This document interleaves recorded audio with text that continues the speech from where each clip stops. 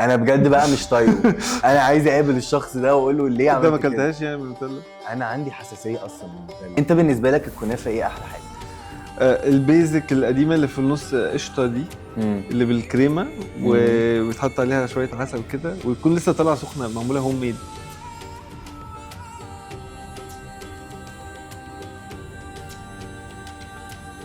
اهلا بيكم في بالصدفه في رمضان.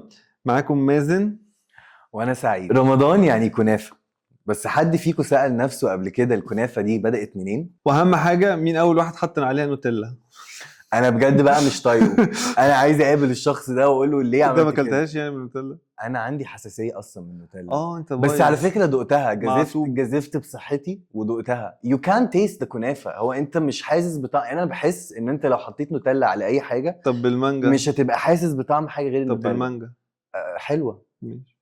لا بالمانجا حلوه، بس هو انا خلاص في مصر من كتر ما عملوها الكنافه بالمانجا وحطوا عليها بيستاشيو اتهرست وحطوا بصراحة. عليها نوتيلا وحطوا عليها لوتس وحطوا، فاهم، افتكاسات ليوم الافتكاسات. لا بس فزهقت. احمد قريب لما جه فاكر جاب البتاع دي كانت البيستاشيو بتاع جامده. دي دي كانت جامده قوي. وعشان برضو ما ننساش احمد ده اللي اخد شغل صاحبه الدني. ثانك يو. طيب بس عايزين بقى نرجع بالزمن كده شويه ونشوف كنافه. هاو دid الكنافه اوريجينيت او الموضوع الكنافه ده جت منين؟ الكنافه جت منين؟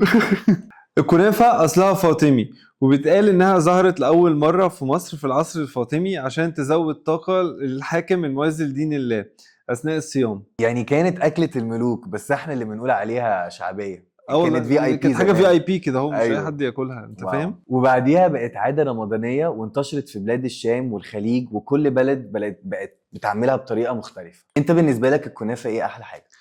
البيزك القديمه اللي في النص قشطه دي، اللي بالكريمه وبيتحط عليها شويه عسل كده ويكون لسه طالعه سخنه معموله هوم ميد. بتحب اللي بالمكسرات؟ بحب المكسرات عادي بقى، بس الكريمه احلى. صح، كريمه. لا بحس ان المكسرات دي اخف كمان الكريم. مش جوسي. مش جوسي. اللي بالكريمه تحس ان هي جواها جوسي كده، تحسها حلوه يعني.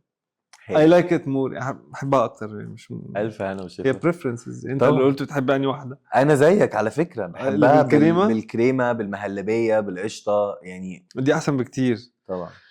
طب دلوقتي بقى ايه اغرب كنافه جربتها؟ مش عارف اقول اغرب، بس انا يعني بالنسبه لي اغرب هي الافتكاسات اللي بيعملوها دلوقتي. بس اكتر كنافه انا بحبها، بحب الكنافه اللي بتبقى محشيه جمبري. طب اكتر واحده ما عجبتكش جنبها ايه؟ جمبري.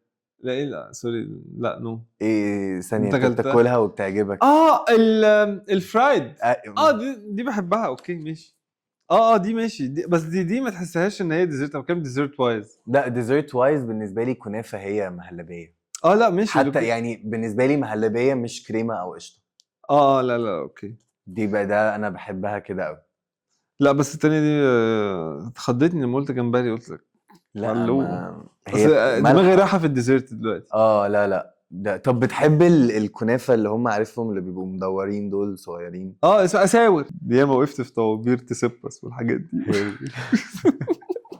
عارف ان الاندلسيين في القرن العاشر كانوا بيعتبروا ان الكنافه رمز للرخاء والبركه، وكانوا بيقدموا صواني الكنافه دي اللي هي للامراء والملوك، اللي هو انا جايب لك حاجه لك واضح ان الكنافه كانت حاجه اهم بكتير. زي انت دلوقتي لما تروح تجيب دايموند الواحده، فاهم، كانوا بيجيبوا هم كانوا يخشوا صينيه كنافه، فاهم ازاي؟ اللي هو دي كانت حاجه اللي هو يعني الرفاهيه، فاهم. ايوه. كنا جايب لك كنافه ولغايه دلوقتي، بس هي يعني ما اظنش احنا بجد الناس في مصر شايفينها حاجه شعبيه. هي كنافه عاديه مش...